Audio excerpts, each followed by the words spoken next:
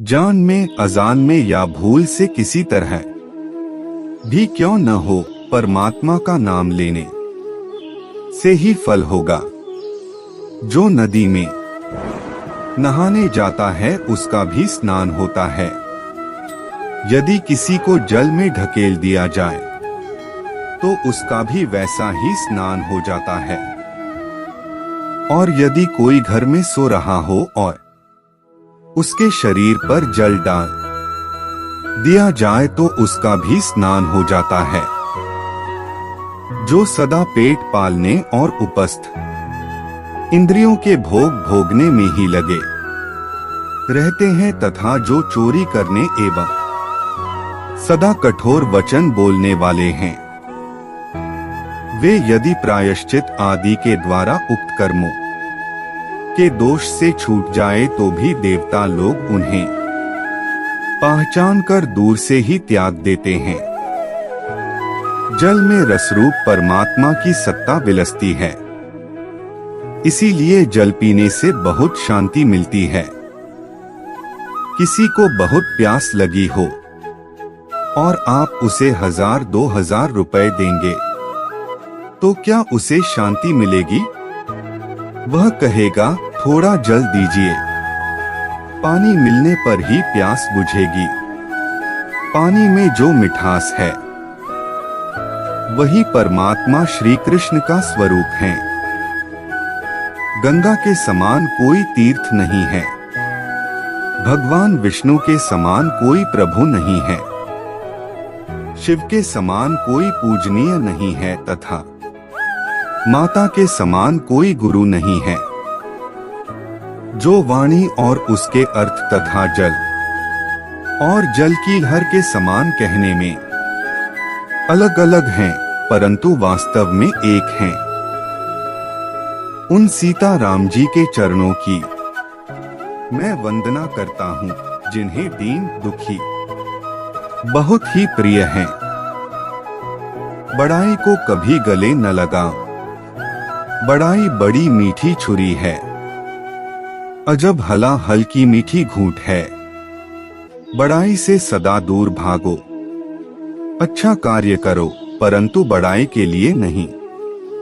मैं चारों ओर घूमकर मनुष्यों और देवताओं से कहा करता हूँ कि जैसे जहाज समुद्र से पार होने का साधन है, उसी प्रकार सत्य ही स्वर्ग लोक में पहुंचने की सौढ़ी है। ईश्वर सब में है। ईश्वर कहीं 7वीं मंजिल पर नहीं बैठे हैं। आप जहां बैठे हैं वहीं ईश्वर बैठे हैं। ईश्वर जीव को एक क्षण भी नहीं छोड़ते हैं। यह जीव बहिमुख है। वह अगर भीतर जरा सी भी दृष्टि डाल ले तो उसे ईश्वर दिख पाएंगे।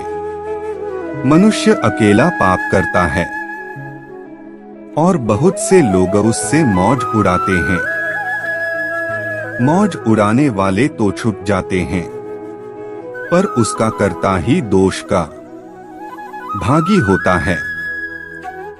मैं पवन कुमार श्री हनुमान जी को प्रणाम करता हूँ, जो दुष्रूपी वन को भस्म करने के लिए अग्नि रूप हैं, जो ज्ञान की घनमूर्ति हैं और जिनके हृदय रूपी भवन में धनुष बाण धारण किए श्री राम जी निवास करते हैं।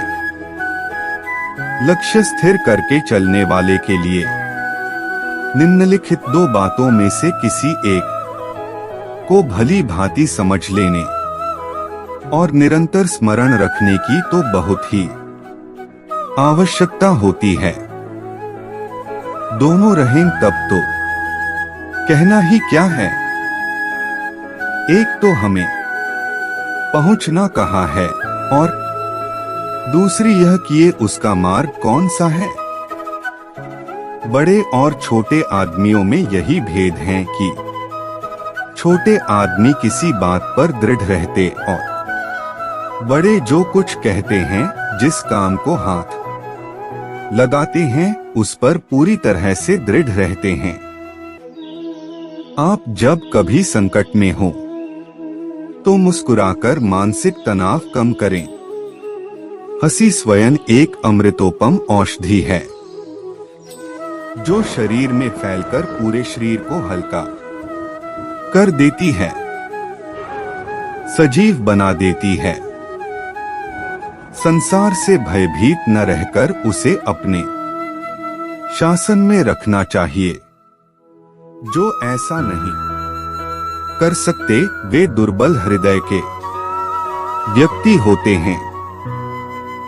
कभी कभी बड़े लोग बालक की किसी बात पर हंस देते हैं।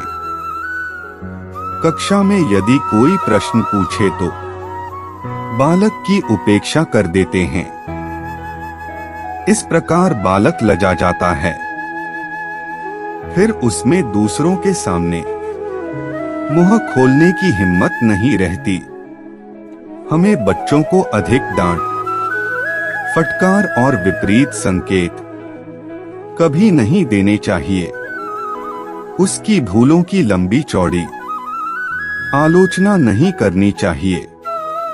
आप जिस तरह मंदिर में भावना से भगवान के दर्शन करते हैं, उसी तरह प्रत्येक मानव शरीर में भी भगवान के दर्शन कीजिए।